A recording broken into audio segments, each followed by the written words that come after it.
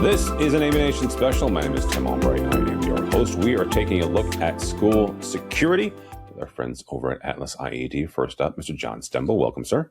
Yeah, it's nice to be here. And Mr. Cameron Javdani. Welcome, sir. Thank you, Tim. Good to talk to you. Good to see you. I got to see you both at a show I had never been before called ISC West. It is typically a safety and security show. Lots of cameras and this, that, and the other, certainly cabling folks. But one of the busiest booths on the show floor was the AtlasIED booth. And part of the reason for that is a new gunshot detection system. And that's what we're going to talk about, is not only that system, but also the importance of it and quite frankly, how it works inside a school. So John, I'm going to start with you on this. When you talk to people about the new AIX system, how do you describe it to people? Probably the best way that I can describe it is it's a jack of all trades product, right? When we were working with customers in early development of this, just planning what is AIX and what problems are we trying to solve for customers, it became very apparent that the best way we can help customers and fulfill our one of our core leadership requirements of saving lives and helping with safety is being all things to all people, which is really hard to do, by the way. As a very difficult thing to do, particularly in these markets. So what we're really doing is shifting away from our current model of helping with emergency response, which is what our IPX product line does today. We play half of the role, right? We when something bad happens, we're the ones that are telling you that something bad has happened and maybe giving you some instruction of what to do. But in order to move the needle forward in the industry and actually make a difference on the security side, which is one of our mandates, we had to go to the other side. We had to start identifying problems too, not just responding to them.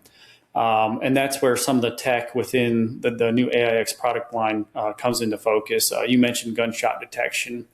Absolutely one of the biggest pillars of the product line, but not the only one.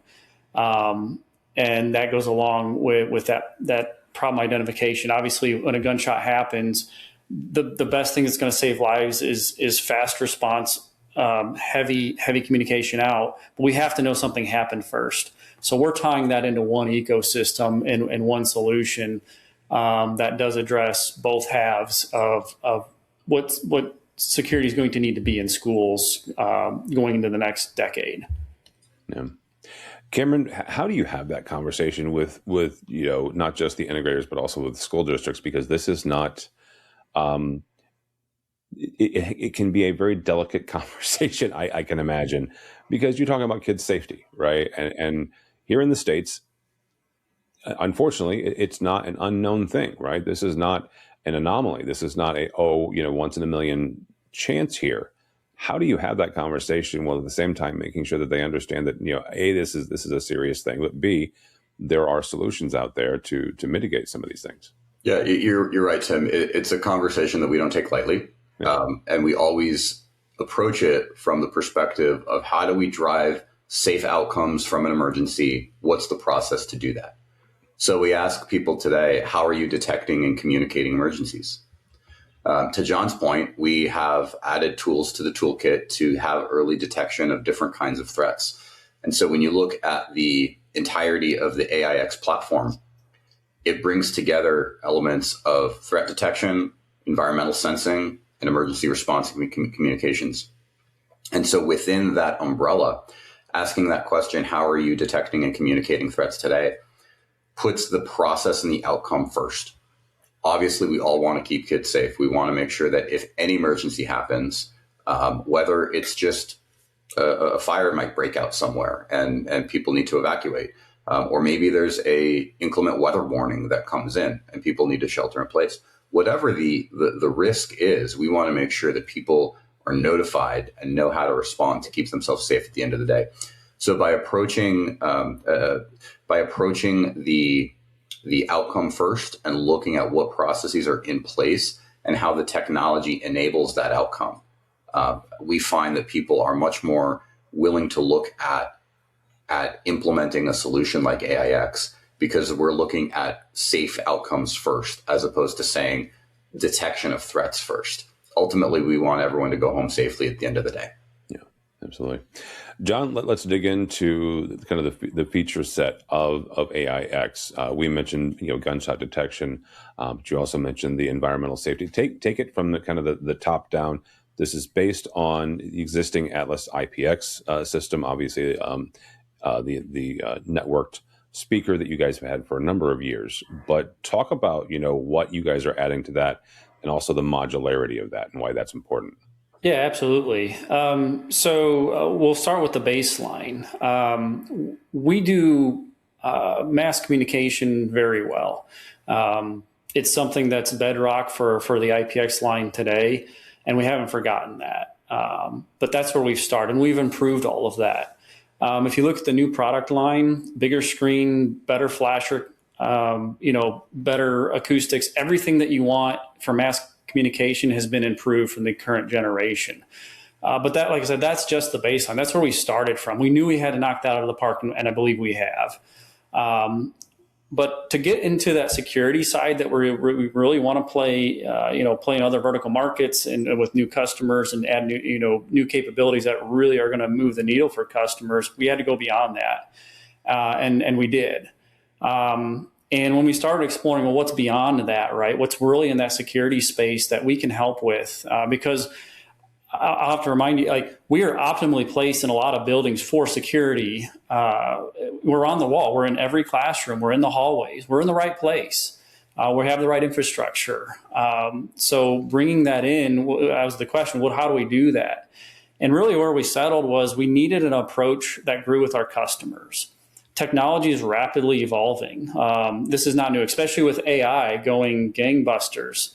You talk to any industry almost with any product line, they're talking AI right now. And good luck predicting what 1 year, 2 years, 5 years looks like now for that industry. If you have that, like email me, I want to know about it. Yeah. But we don't know that future right now. So we designed the product in such a way that hardware's modular, software's modular, to where we can add those and improve performance over time. Whether that's a new sensor that is needed to detect a new threat to a school or any other vertical market, whether that's integration with other systems that we haven't thought of yet or don't exist yet. So the entire product line is based around modularity and growing with the customer. And what it allows us to do, and our customers to do, is avoid rip and replace. That gets really expensive. To do these infrastructure projects and to put the new stuff on the wall and to outfit a building can be very pricey. And we want to be good stewards of our own customers' money, right? Not just our own. And so how we do that is when that new thing comes out, we can take that technology, create a module, or figure out a method that it will interface with what they've already purchased. The big purchase is already done. And so we can take those new module, put it on our website, put it on our shelves. They can order it, and in most cases, without super technical, I'll say, skill sets, they can install this and get up and going with the next new thing. So that's the basis of the product. There's so many details to go into, which I'm sure we don't have time to go into there, but that's the basis of what AIX is and how we're approaching going above and beyond just general PA. Really quickly before I get to Cameron, walk me through all the different modules, because we've talked about them kind of a little bit tertiarily, but I mentioned gunshot detection. You mentioned the environmental sensors. What exactly does each of those modules do? Yeah, and I'll hit on the environmental one first. So out of the box, every AIX has a suite of environmental sensors that just come with the box. They're not in module form, they're just included.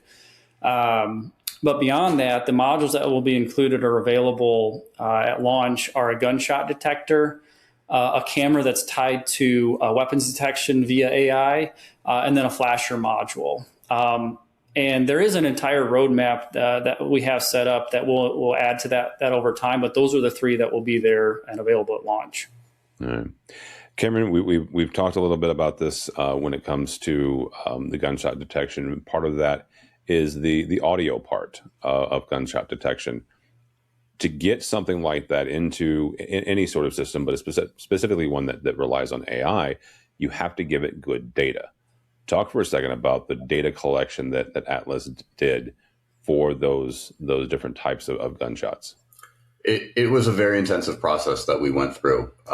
We didn't buy a library of recordings of different gunshot sounds. We recorded all of the sounds that the model was trained on, firing real guns with real bullets in a real school in Kentucky. So we trained the model on the environment best suited to protect for school security. In fact, we went so far to invent our own kind of bullet catcher. The more standard bullet catchers are this big contraption and it goes ding and you hear the bullet whizzing around. Well, that it introduces a new acoustic profile to the recording that we didn't want, because in real life, no one's shooting into that kind of thing. So our owner, John Ivey, went and invented his own and configured it in such a way that it wouldn't introduce that kind of noise into the model. On top of that, to get the best representation of the recording library, we work with a school security expert named Jesus Villahermosa, who is a former SWAT officer, who is a subject matter expert on school security. And he created a list of all the different types of firearms that have been used. And so we made sure that we had recordings from every sorts of angle and distance that we could of all these different types of firearms. On top of that, we wanted to train the model on sounds that are common in schools, but aren't indicative of an emergency. A slamming locker, someone dropping a stack of books on the floor. So we want to be sure that when a sound is picked up, that our algorithm can analyze that sound and make a determination with very, very high accuracy to say, this is an emergency, you need to respond to it, or this is just day-to-day school sounds and we can ignore this. Yeah. So having that representation and having our AI model trained on those sorts of very accurate sounds was paramount in this process. This was done obviously with very close police supervision, but having the experts involved, having that background data, and having that library that we created ourselves has ended up giving us a very, very powerful tool in the AIX system. John, we talked a lot about AI, and one of the things about this system that I find fascinating is that the AI is built into the system itself. It's not going out to the cloud. Talk for a second about why that's important and you guys leveraging the use of edge AI here. Yeah, it's an important distinction and is a very important decision point in the project, right? Because there are different options for how to deploy AI. And the solution we ended up with was pushing as much as we could to the edge. So every AIX has the ability to add hardware to it, this modularity approach, right? To add the smarts to do AI at the edge. And why is that important? For a few reasons. One is once again trying to be just good stewards of our customers' money. Is sometimes they don't get grant money or they don't have the budget right away to outfit an entire building with big servers and to go full in on the AI approach to safety. So what this allows our customers to do is grow over time. You know, you can do a few endpoints at a time when you have the budget or the time or whatever the constraint is removed. You can go ahead and do that. So you can outfit a building over the course of 6 months, a year, 2 years, whatever makes sense for that particular customer. The other reason we pushed a lot of that towards the edge is, heavy servers on site are expensive, and they take another level of expertise from IT staffing and maintenance that a lot of schools and customers just don't have. So this avoids that. And then the other reason, if you look at kind of the third way to do AI is in the cloud, right? Big compute can do some wonderful things, but it's connected via a wire. And when we're talking safety critical, that wire can be problematic, right? An ISP goes down, they have an outage for 10 minutes. It could be the wrong 10 minutes for that thing to be down. So we went towards the edge. Now, this doesn't prevent us from using some of those bigger tools in the future. We're modular enough, we're flexible enough to where if we see the opportunity or something outruns our own compute at the edge, we can still use some of those tools, but we're not going to rely on those. And I'll give you one other reason for that decision is somewhat future proofing. As I mentioned before, like AI is going at a pace and a direction that it seems unpredictable right now because it is unpredictable right now. And in 2 years, there's going to be even more compute available on a smaller footprint for a cheaper price for all the things that we want. And this approach of pushing it at the edge, once again, allows for some upgrades that aren't all consuming of all your resources just to do one simple upgrade. The upgrades at the edge are very simple versus some of those system-wide things. So for those reasons, we went more towards the edge. Well, at that point, you're almost going back to, if you were relying on the big cloud system or the server system, you are going back to that whole rip and replace idea. This Right. way, you can replace the individual modules. Right. Very scalable.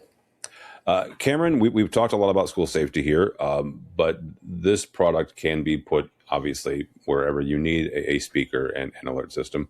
Where else do you see AIX being deployed, or where else should AIX be deployed? There's quite a lot of areas. We see a lot of use with our current IPX line in the healthcare market, with a very, very similar threat profile to what the education sector is facing. We also see applications in areas like manufacturing or industrial facilities and utility facilities. Reason being is the different ways that we can reach people to notify them of an emergency. We have a very loud speaker that can adjust itself above a ambient noise condition. So if you have a loud environment, the speaker senses that and then increases its own volume to be heard over that environment. John mentioned the improved flasher. So we have strobe lights, we have steady state lights, we have a number of ways to get people's attention. So if you consider an environment where, say in a manufacturing facility, someone has hearing protection on, we still need to reach those people. And maybe a speaker isn't the right way to do it because they have their hearing protection on and they can't hear an announcement. So we have visual indicators. We have a screen that displays messages. So if someone's eye is caught by a flashing light, they look up and they can see the display giving instructions or giving context of the emergency. So we've designed AIX to be able to reach people in a number of different areas. Truth be told, I don't see a lot of application for AIX in single family residences. But in terms of a lot of commercial security, industrial security, government facilities, there's a wide range of uses for the ability to detect threats and reach people in an emergency to keep them safe and create that safe outcome. Cameron, really quickly, because one of the aspects, both in manufacturing as healthcare and going back to schools for a second, that is tied to AIX, but not the IPX speaker, and that is your rapid alert badges. Mm-hmm. Talk about those for a second. Yeah, the idea is that we want people to be able to create that alert whenever they need help or whenever they know of a situation where help is needed. And the new rapid alert badges that we showed at ISC West give all users that ability to walk around with a wearable badge that has 3 types of alerts built into it. So depending on the context of the situation, you can send a notification that you need help. So there's a general help assistance button. There's a security assistance button, a medical assistance button, and there's a lockdown button for security assistance. The badges also have location tracking built into them. So when you press your button, hold it down for 3 seconds, your location is also sent to a central monitoring area. So responders know I'm in this specific location and I need this kind of help. And then you pair that with the AIX system where you have 2-way communication that you can have immediately. You have all sorts of context of what the event is, what kind of help is needed. In fact, we joked at ISC West, we were all wearing our badges. And I said, guys, if I hold down this alert, it's because I need to get out of a conversation and I need you to pull me out of it, right? So even with that fun application at ISC West, I knew wearing this badge, push comes to shove, if I need assistance, I can get it, right? And an underrated feature on these badges is the back side of them has a slot for your ID. And as much as the access control industry is moving away from cards as badge readers for access control, the fact of the matter is they're still prevalent everywhere. And so to have that combination of I have my access control badge and I have my rapid alert button so that if there is help needed, I can get it right away. It's a huge security assist for folks. So in healthcare, those are very common now. At K-12, they're everywhere. Education, they're everywhere. But even in areas like manufacturing or a warehouse, someone's by themselves and there's a slip and fall. If there's a machinery failure, if there's a stack of boxes that falls on them and they need help, they can get it right away. They don't have to wait for someone to come by and find them. They can reach for help right away. Yeah, if it's okay, I'll just add a couple notes to the wearables side because that's such a big part of our offering, and just explain how it dovetails into AIX, right? We're going to offer them separately if you'd like, but there's benefits of having them together, and they're being brought up as a common platform, and they're meant to work together. But I will say, how do they really fit together? Those AIX you can think of as kind of global notification, mass communication, and at the kind of the building level, and the wearables really fall more into personal security, right? It's your little bubble of security that you have with you all the time that is just for you versus the bigger AIX stuff, which is kind of for everybody in the masses. And I'll say also piggybacking on what Cameron said about, these other use cases for non-lockdown. Most of the products in the market today are so focused on lockdown, which is critical, absolutely critical. It's why people buy these things. But they install this expensive infrastructure. They do the beacons, they do the gateways, they do all this stuff for a product they hope they never use, right? And we want that too. We want our products for lockdowns to never be used because it's not happening. That's the outcome we want. But we know better. So in talking with customers, in particular schools, how do we extract more value out of that infrastructure they bought? They wrote the big check. How do they get more value out of that in day-to-day life? And we know in schools, little Billy falling off the ladder or, monkey bars and, skinning his knee needs some medical help. Well, that's going to happen a whole lot more often than a total lockdown of a school. So that's critical to get the value extracted for the customer back out of the wearables is giving them day-to-day use. So general security help and medical help that Cameron mentioned, that's how we do it. We give them something they can use, hopefully not every day because we don't want kids skinning their knee every day, but we know that stuff happens and the customer's going to get the value out of the product. Tim, I'll add to that as well. When Jesus, our school security expert, is doing a site walk, say with a principal, he'll walk through the hallway and he'll just turn to the principal and say, okay, lock it down. Emergency just happened, lock it down. And from time to time, the principal said, well, I got to get back to the office. I can only do it from there. And so having the ability to communicate the need for a lockdown from anywhere, despite the fact that we don't want it to happen, having that ability to do it from anywhere means that instant response. So you have more time to secure a facility, to evacuate a facility, to respond in an appropriate way to an emergency by having these wearable badges. They go with you anywhere you are. John, you mentioned the fact that you obviously hope these systems are never used, and one question I have is, okay, great. We hope that they're never used. How do you make sure that they're still working then? Like what is that process? Yeah. And how does AIX help simplify that? Yeah, and I'll agree with your absolute first point. I will continue to say I hope they never get used, right, for the situations that we're all fearful of. But schools have to be ready. Customers have got to be ready for those situations. And, and once again, talking with schools, you look at everything that administration has to do and the teachers and the staff members. It's a mile high, right? One of the last things on their mind is that speaker working so I can hear in an emergency? They're not thinking along those lines. They're there to teach. They're there to administer. They're there to do their job. And this is something that Jesus brought to our attention probably at least probably a year and a half ago. And, thinking through it, it became pretty obvious, like that's a problem we can solve. We can help with this. So how, your question is, how do we make sure the system's working? So in the AIX line, we built in self-test, which is going to be a common theme through the whole product line, but I'll explain part of it. So how it works then is on a regular schedule, customer gets to pick, let's say 2 a.m. on Sundays, because usually, nobody's really there at that time. our devices that are sitting on the wall have the ability to test their speaker. They'll test their microphone, make sure that communication's working. They'll test the flasher, that visual part, to make sure that we don't have any burned out LEDs that are going to be problematic during an event. And we may or may not, we can't promise this yet, that it will test the display as well to make sure that the backlight's working and content is being shown there. That happens automatically. So what's the school have to do once it's set up? All they're now doing is waiting for a notification, via email or maybe text message that they have a broken speaker that needs addressed. That's it. If everything's good, we keep the records on hand. So if they ever want to pull records, test records for that exact speaker, or this wing of the building for all those speakers, we'll have it residing on the device itself. They can pull those logs and they can print those out and say, hey, look, here, we did our due diligence. If anybody asks, if parents are asking, how are you keeping my kids safe?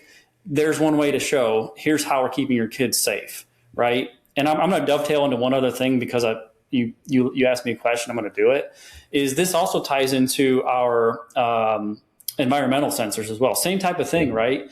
When I want to tell parents, I'm creating the best learning environment for your kids, one way is like clean air, right? Same type of thing though. We're monitoring that air quality. We're monitoring the CO2 levels, all the things that I can give you white papers on this of students learning better when the air quality is good. But that's more records for parents saying, look what I'm doing for your children. I'm looking at that. I care about that air quality in that classroom. And if something's wrong, I do something about it. We swap out the filters in the HVAC. We run more air through. We do something about it. So once again, this is all about automation for people that have other things to do, which is everybody in a school. Absolutely. Cameron, as we wrap up here, where do you think, or where do you hope AIX evolves into? I can see it developing into a multimodal form of environmental sensing and threat detection with emergency communications. The whole idea behind AIX, as we talked about at the beginning, is detecting threats and communicating what to do to drive a safe outcome. That's a broad category of different tools that we can incorporate into there. And so when John talks about some of the upcoming modular capabilities that we have, we built it because it can go in any direction. And so maybe in 3 years, there's a new threat profile that we didn't account for today, that just wasn't prevalent today. Well, the way that AIX is put together, we could then create a module to do that. So we can't predict the future. We can have a good idea of it, but ultimately I've known that I'm not that great at making predictions of things. So when we see things happen, when we have better data about different types of emergencies or threats that certain customers are facing, we built AIX in a way to be able to address those in the future. So I can see it going a number of different ways, but my track record on predictions it's not a great track record. So I'll trust John on the product direction, but like I said, we can see uses in healthcare, manufacturing, industrial applications, utilities, a broad mix of different kinds of uses. And we have a technology today in IPX, which, by the way, is not going anywhere. But we have a broad use of emergency communications technologies today that's being adopted. And then AIX will accelerate that with its different capabilities.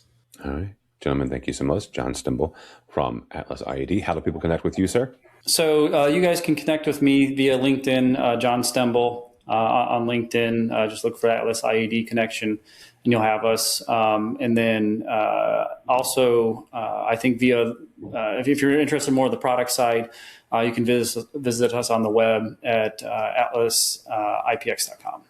All right, very good.